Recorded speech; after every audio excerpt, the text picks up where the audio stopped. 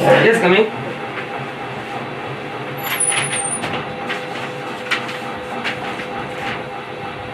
आपका वैकल्पिक विषय संस्कृत है। जी सर। अयम निजा परो वेति गणना लघुचेत सामुदार चरता नाम तु वसुधैव कुटुंबकम। बैठ जाइए। Thank you sir. अभी मैंने जो संस्कृत का श्लोक पढ़ा, आपको उसका अर्थ आपको जानते होंगे? जी सर। बताइए, प्रशासनिक अधिकारी बनकर इस श्लोक को कैसे आप अपने जीवन में और प्रशासनिक लाइफ में कैसे आप फॉलो करेंगे?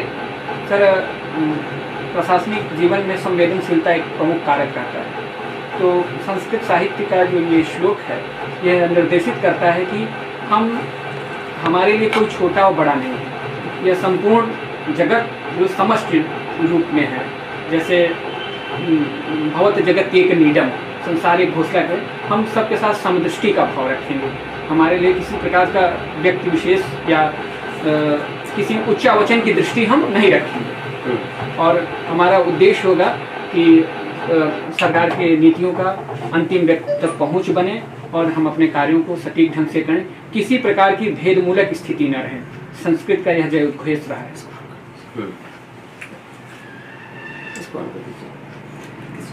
नई शिक्षा नीति जी सर, में संस्कृत के बारे में कुछ कहा गया है? सर, नई शिक्षा नीति संस्कृत में एक प्रत्यक्ष प्रावधान भी है, अप्रत्यक्ष प्रावधान भी है। प्रत्यक्ष प्रावधान में संपूर्ण शिक्षा नीति को जड़ों से जोड़ने की बात कही गई और नैतिक मूल्यों, सिद्धांतों और अपने प्राचीन विरासत, ऐतिहासिक धरोहरों, इन पे आधारित शिक्षा की बात की गई। जहाँ प्रत्यक्ष की बात की है, वहाँ प्राथमिक स्तर पे संस्कृत के बढ़ावा देने की बात की गई है और मातृभाषा जो हो उसके साथ संस्कृत के शब्दकोशों को बढ़ाने की बात की गई है। और तीसरे, हायर एजुकेशन पे रिसर्च फाउंडेशन की बात की गई है, संस्कृत के शोधों को बढ़ाया जाए, रिसर्च फाउंडेशन की बात की और संस्कृत शोध पे बल देने के। तीसरी बात, इंटरप्रिटेशन, एक अनुवाद विभाग होगा जो पाली, प्राकृत तथा अन्य शास्त्रीय भाषाओं का एक दूसरे से अनुवाद हो, जो उनके साहित्य, संस्कृति या उनमें से जो भी तत्व हैं उनका अन्य शास्त्रीय विषयों, भाषाओं के साथ एक दूसरे से अंतर क्रिया कर सके और समाज में उसका परिष्कार हो सके, बाहर आ सके। अच्छा अच्छा अच्छा। तो आप असिस्टेंट प्रोफेसर हैं? जी सर। और असिस्टेंट प्रोफेसर से आप आ रहे हैं, सिविल सेवा में आ रहे हैं। भाई, आप जानते हैं असिस्टेंट प्रोफेसर जो होता है वो भी महाविद्यालयों में तो एक बड़ी रिप्रेशन वाली जॉब होती है, एक सम्मानजनक जॉब होती है, और उनको छोड़ करके आप आ रहे हैं प्रशासन में, क्या? जबकि पे ग्रेड भी उसका बहुत अच्छा है, मान सम्मान, पद प्रतिष्ठा भी है। जी सर। ऐसा क्यों है? सर, निसंदेह उच्च शिक्षा में कार्य करना एक गौरवास्पद विषय है, लेकिन जहाँ तक प्रशासनिक क्षेत्र की बात है, यहाँ कार्य की विविधता ज़्यादा है, हमको निर्णय क्षमता यहाँ ज़्यादा होगी, हम अपनी इमोशनल इंटेलिजेंस का प्रयोग कर पाएंगे तथा हमारी रुचि इस संदर्भ में रही है और रुचि क्षमता का मैं बेहतर दोहन कर सकता हूँ। और सर, मैं प्रोबेशन पीरियड पूरा कर चुका हूँ, तो पे प्रोटेक्शन की भी स्थिति है। यदि मैं निचले ग्रेड पे में मेरा चयन हो जाए तो पे प्रोटेक्शन हो पाएगा। और दूसरी बात, जहाँ तक अर्थ का विषय है, यदि हम अपनी रुचि और क्षमता का बेहतर दोहन किसी जगह कर सकते हैं तो हम उस पे अर्थ उसके लिए मुख्य कारक नहीं। निसंदेह सर, उच्च शिक्षा नहीं, अर्थ तो कारक है ही। अर्थ कारक नहीं होता तो आप वहाँ भी संतुष्ट होते। प्रशासन में निश्चित रूप से आपको कहीं ना कहीं अर्थ के और भी स्रोत होंगे, लेकिन प्रशासन वहाँ पर शिक्षा विभाग में तो ऐसा कुछ है नहीं। सर, प्रशासन में मेरे आने का मूल उद्देश्य कार्यविधता तथा हमारी रुचि है और मैं अपनी क्षमता का दोहन कर सकूंगा।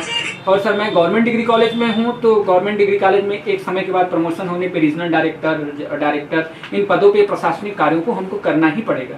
तो एक प्रकार से जीडीसी का जो सर कार्य है वो प्रशासनिक साथ शिक्षा संलग्न प्रक्रिया है। तो मैं सर उन अनुभवों को भी यहाँ साक्षीकृत कर सकता हूँ और प्रयोग कर सकता हूँ। निसंदेह सर, उच्च शिक्षा में कार्य करना बहुत गौरव का विषय है और मैं अपनी कार्य विविधता और क्षमता का दोहन यहाँ अच्छे से कर सकता हूँ। क्या क्या पद आप भरे हैं? सर, मैं डिप्टी कलेक्टर और बेसिक शिक्षा अधिकारी, दो ही पद भरे हैं आप? जी सर।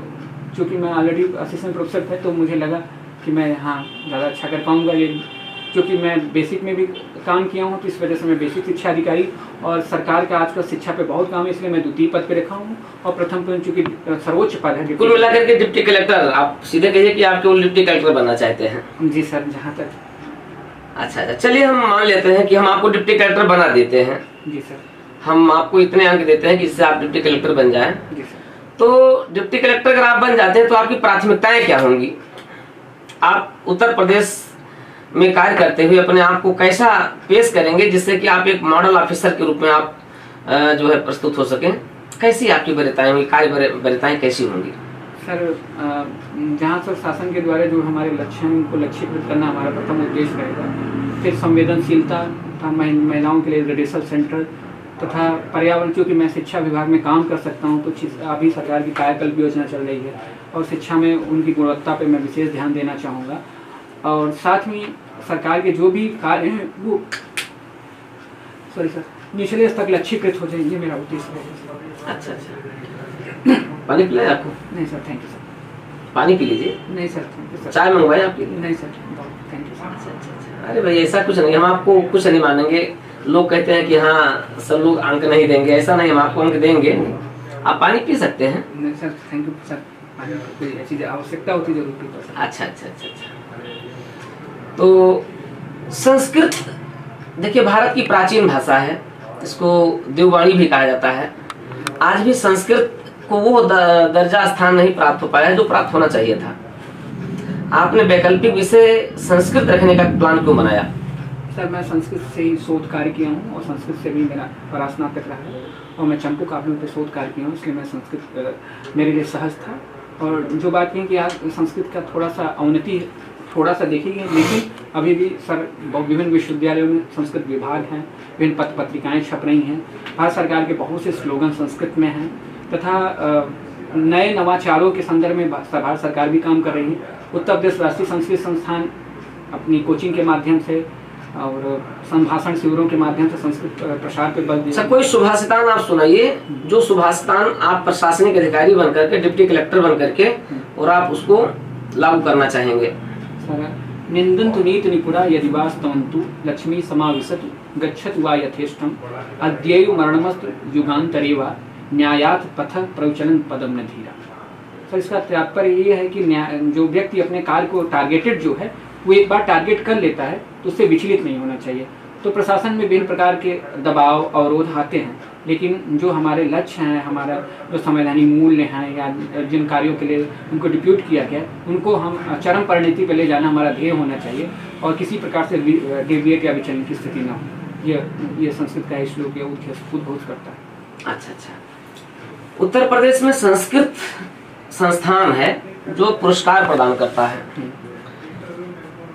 और संस्कृत के ढेर सारे विद्वानों को ये पुरस्कार प्रदान किया जाता है। अगर आपको अवसर मिले कि आपको ये पुरस्कार प्रदान किया जाए, आप डिप्टी कलेक्टर होकर के, और संस्कृत भाषा के प्रचार प्रसार के लिए आप क्या करेंगे जिससे कि आपको ये पुरस्कार प्रदान किया जाए? सर, मैं संस्कृत भाषा में विशेषतर व्याकरण सरलीकरण तथा अन्य भाषाओं के शब्दों का आत्मसात के प्रयास करना। प्राय प्रत्येक संस्कृत विद्वानों ने संस्कृत को दो स्तरों पे देखा। जैसे पाणिनि के द्वारा जो भाषा संयत हो गई तो नवीन शब्दों का समावेश एक कठिन प्रक्रिया हो गई, तो हमें उन शब्दों को सरल करना पड़ेगा, उनको सरलीकरण करना पड़ेगा तथा अन्य आधुनिक भाषाओं के भी शब्दों को उसमें लाना पड़ेगा जिससे सहजता हो सके। जैसे हम कह रहे हैं कि वह घर गया, तो वैसे अनुवाद प्रक्रिया में सह गच्छत करते हैं, लेकिन यदि हम उसको प्रत्यय आधारित कर दें, सहगतवान कर दें तो सरलता होगी और प्रत्ययों के पे प्रत्यय जोड़ते जाएं तो नए व्यक्ति को उसमें सरलता होगी। तो मैं सर अनुवाद सरलीकरण पे ध्यान दूंगा और चूंकि मैं काव्य शास्त्र पे सर काम किया हूं तो मैं काव्य शास्त्र के चूंकि मेरा ध्वनि और चंपू काव्य पे काम है तो मैं उस पर काम करना चाहूंगा। कहा जाता है काव्य शास्त्र विनोदेन कालो गच्छति धीमताम व्यसनेन च मूर्खणाम निद्रया कलहेन वा। इसका अर्थ क्या हुआ?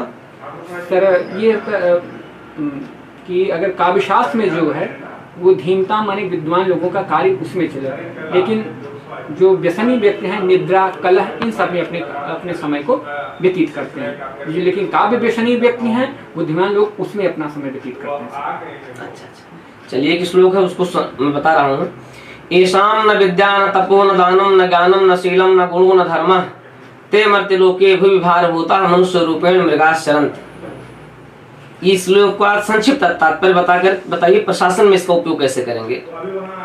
सर, कौन सी ऐसी नीति है, कौन सा ऐसा नैतिकता है जो प्रशासन में आप लागू करना चाहेंगे इसके माध्यम से?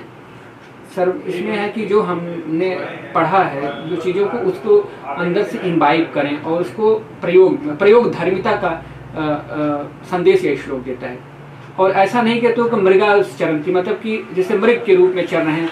अध्ययन तो आपने कर लिया है लेकिन उस अध्ययन का प्रयोग धर्मी नहीं है। तो वर्तमान समय है आपकी अध्ययन की प्रयोगशीलता पे है, जो आपने पढ़ा है उसकी प्रयोग धर्मिता। आपके पीछे एक फोटो लगी हुई है, समझे लगी होगी सर। उस फोटो के बारे में संस्कृत में आप कुछ सुनाइए। सरस्वत्याः पट्टिका अस्ति, तेषां हस्ते वीणा अस्ति। भारतीय संस्कृते भारतीय मतानुसारे वीणा ज्ञानस्य प्रतीकः भवति। एषा वीणा ज्ञान संधायत्री ज्ञान प्रसारयति स्वीक्रियते। पादचरणे ओंकारः शब्दः लिख्यते प्रतीयते मया। एषः जय उद्घोष्यते। सर्वेषां दर्शनानां मूल तत्वानि ओंकार एकमेव शब्दे उपलक्ष्यते। Very good, very good.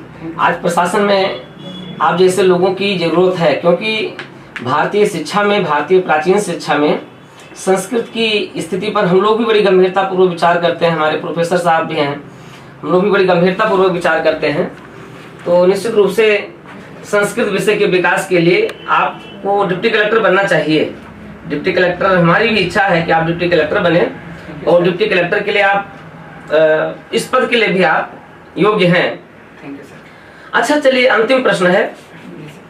Deputy collector आप बन जाते हैं तो आप नवाचार क्या करेंगे? आप दो नवाचार ऐसा बताइए कि जो दो नवाचार अपने आप में एक मॉडल आंसर हो, मॉडल नवाचार हो, जो अभी तक लोगों ने ना किया हो या करने का लोग प्रयास कर रहे हो, वो सफल ना हुए हो। सर मैं आईसीटी का ज़्यादा प्रयोग करना चाहूँगा, प्लस महिलाओं के प्रति संवेदनशीलता तो रिडर्सल सेंटर पे विशेष काम करना चाहूँगा सर। क्योंकि महिलाएं जब आधी आबादी अपनी बातों को रख सकें और या जो मेरे कलीग हैं, कार्य हैं, वो अच्छे से कर सकें तो कार्य निष्पादन की गति। आपकी शादी हो गई है? नहीं सर, शादी नहीं हुई है। नहीं सर। अच्छा, तो बार बार आप कह रहे हैं कि हाँ, हम समझे कि महिलाओं की शिक्षा के लिए आप बेहतर प्रयास करना चाहते हैं, तो हो सकता है आपको कहीं ना कहीं प्रेरणा महिला से भी मिली हो, आपको अपनी पत्नी से मिली हुई हो।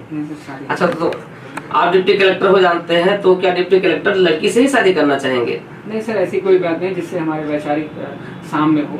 वो कोई जरूरी नहीं डिप्टी कलेक्टर हो, वो किसी भी पद पे हो या न हो, हमारे वैचारिक साम से हमारा जीवन ज़्यादा सुखद और सरल रहेगा। अच्छा, चलिए, वेरी गुड। हम आपके सुखद और उज्जवल भविष्य की कामना करते हैं। आप जा सकते हैं।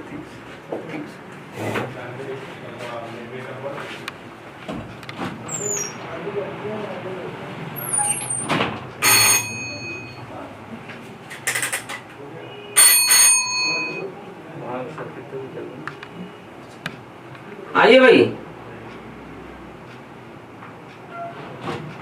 आइए, 2 मिनट आइए, कुछ आउटपुट आपको दे दें। बेहतरीन रहा, देखिए बहुत बेहतरीन है। आप इसी व्यू में आप अपना मॉक इंटरव्यू, वहाँ अपना ओरिजिनल इंटरव्यू लेकर चलिएगा, और निश्चित रूप से आपका परफॉर्मेंस बहुत अच्छा है। संस्कृत विषय पर प्रोफेसर के साथ अगर आपका हो जाता है, तो चूंकि वहाँ पर इंटरव्यूअर प्रोफेसर लोग बैठे हुए होते हैं, तो ये आपका बेहतरीन होगा आपके लिए। बस थोड़ा सा ध्यान रखिएगा कि कहीं आपके इंटरव्यू में कहीं ये ना आने पाए कि आप किसी एक पद के लिए किसी दूसरे पद को आप थोड़ा सा तवज्जो कम दे रहे हैं। आप असिस्टेंट प्रोफेसर हैं, तो आप जरूर बताइएगा कि असिस्टेंट प्रोफेसर का सम्मान आप करते हैं और अब तक आप उस जॉब से संतुष्ट हैं, क्योंकि जॉब सेटिस्फेक्शन बहुत महत्वपूर्ण है आपके लिए। आप जिस पद पर हैं वो जॉब सेटिस्फेक्शन आपकी होनी चाहिए, और जिस पद के लिए आप आए हैं उसके लिए भी आप बेहतर तरीके से प्रयास करेंगे। तो निश्चित रूप से बहुत अच्छा है, बेहतरीन है। कमी है थोड़ी बहुत, आप अपना हाथ मत उठाइएगा। बहुत अच्छा परफॉर्मेंस है। आज आप ड्रेस में भी नहीं आए, आप ऐसे ही चले आए, कोई बात नहीं है, लेकिन अब आप ड्रेस में आप वहाँ जाएंगे ही बेहतर तरीके से। ये तो आपका, हम आपके घरेलू जो है हैं, और आप बिल्कुल परेशान मत होइए, कोई टेंशन मत लीजिएगा। पिछले साक्षात्कार में भी आप हमारी क्लासेस को लगातार कर रहे हैं और आपकी परफॉर्मेंस बहुत अच्छी रही है। आप नायब तहसीलदार भी बने हैं जी सर। 2016 में आप नायब तहसीलदार बने, 2017-18 में लगातार इंटरव्यू दे ही रहे हैं। तो परफॉर्मेंस आप अच्छी सारी क्लासेज हमारी देख ही रहे हैं। एक बार हमारी बुकलेट 2 को बढ़िया से देख लीजिएगा, जिसमें डिप्टी कलेक्टर कार्य वगैरह दिए हैं, उसको आप बढ़िया से देख लीजिएगा। नई शिक्षा नीति देख लीजिएगा, और आपका इंटरव्यू घूम फिर करके इसी पर रहेगा ही रहेगा। बाकी हम भी चाहते हैं कि आप डिप्टी कलेक्टर ही बने, और मेरी दिल से इच्छा है कि आप डिप्टी कलेक्टर बनकर ही आएंगे। Thank you sir. और लाइए, मैंने आपके इस पर लिख दिया है, you are selected deputy collector. Thank you sir. Thank you sir. Deputy collector, इसको आप किसी को दिखाइएगा नहीं, आप अपने पास रखे रहिएगा, और निश्चित रूप से आप डिप्टी कलेक्टर बनेंगे। जब आप हो जाइएगा तब आप लेकर के आइएगा इसको। Thank you sir. चाहे गुरु मंत्र समझिएगा इसको, चाहे मूल मंत्र समझिएगा इसको। सर आपका मोटिवेशन के लिए सर।